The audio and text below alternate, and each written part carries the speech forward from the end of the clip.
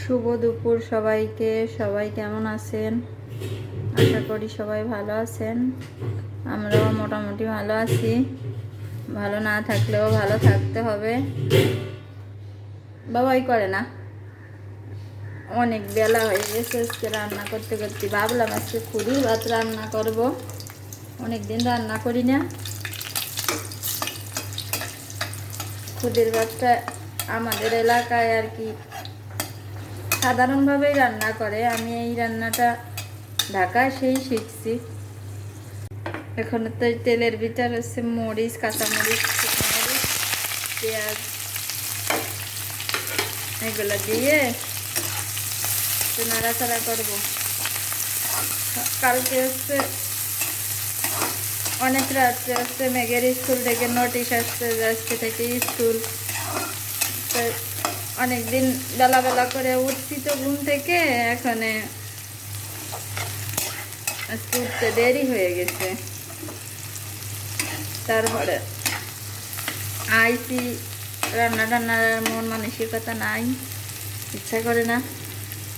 রান্না তো করতেই হবে। তারপরে ওষুধ খাবার রান্না করলাম, মানে এইগুলো দিয়ে চালটা নাড়াচাড়া করবো।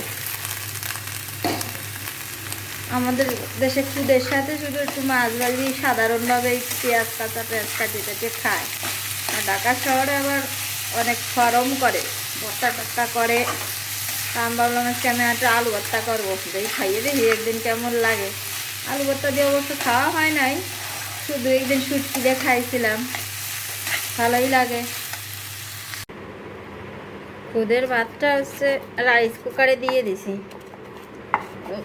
রান্নাঘরে এসে প্রচুর গরম, বসে থাকা যায় না, খুব কষ্ট হয়ে যায়।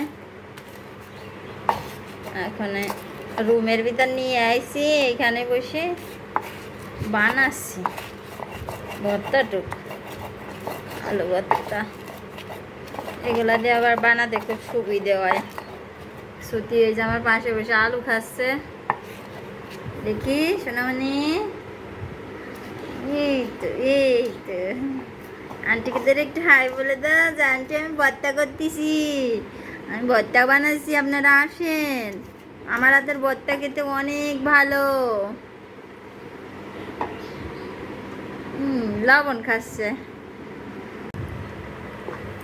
ভর্তাটা আমার হয়ে গেছে। আজকে একটা মজার ব্যাপার হয়েছে, আমি পেঁয়াজ হচ্ছে খুদের ভাতের জন্য আলাদা কাটছি। বাবারে, ওরে বোতল থাও। সত্যি হচ্ছে তেলের বোতলটা দৌড়ে ফেলছে। কাটছি দুই ভাগে, এক পাত্রেই রাখছি। এখন সেই পেঁয়াজগুলা একসাথেই সব সেই তেলের ভিতর দিয়ে দিছি। উঠাতে আর মনে নাই। ওরে এখন এই যে ভর্তা করার সময় পেঁয়াজ খুঁজে এবার আসছি, পেঁয়াজ কোথায়, পেঁয়াজ আর পাচ্ছি না। মানে পাত্র দেখলাম যে পাত্রেও নাই, তা ভাবলাম যে ওইর ভিতরেই দিয়ে দিছি সব। আমার ভর্তাটাও হয়ে গেছে। এখন আর আমার কাছে পেঁয়াজও নাই, আজকে একটা পেঁয়াজও নাই। যেমনভাবে এরমভাবেই খাবানি, একাই তো খাবো। তাহলে আমার ভর্তাটা হয়ে গেছে। বন্ধুরা, এখানে ভিডিওটা শেষ করে দিলাম। যে যেখানে আছেন ভালো থাকবেন, সুস্থ থাকবেন, সাবধানে থাকবেন, আমাদের জন্য আশীর্বাদ করবেন। এখন এই আশীর্বাদ করাটুক ছাড়া আর আমাদের হাতে কিছু নাই। আজকের মতন টাটা।